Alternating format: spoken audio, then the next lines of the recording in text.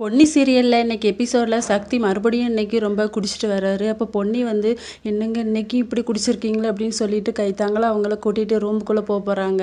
ஆனால் சக்தி வந்து அது இது அப்படின்னு கீழே தட்டி போட்டு அலப்பறை பண்ணிட்டு இருக்காரு, சத்தம் போட்டுட்டு இருக்காரு. அப்போ ரூம்ல இருந்து எல்லாரும் வெளியே வராங்க, என்ன சத்தம் கேட்குது அப்படிங்கிற மாதிரி.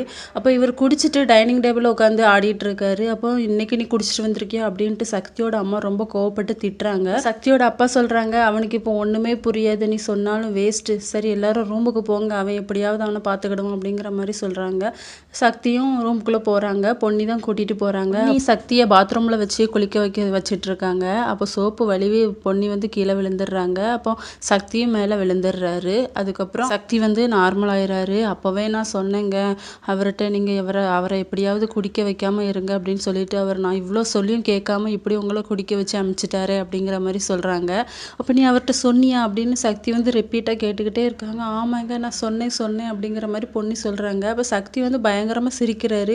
எதுக்குங்க சிரிக்கிறீங்க அப்படிங்கிற மாதிரி பொன்னி கேட்குறாங்க. நீ வந்து தமிழில் சொல்லியிருப்ப, ஆனால் அவருக்கு தமிழே புரியாது, அவருக்கு இங்கிலீஷில் சொன்னாதான் புரியும் அப்படிங்கிற மாதிரி சொல்கிறாரு. அப்படியா அப்படின்னு சொல்லி ரெண்டு பேருமே சிரிச்சிட்டு இருக்காங்க. இதோட இந்த எபிசோட் முடியுது.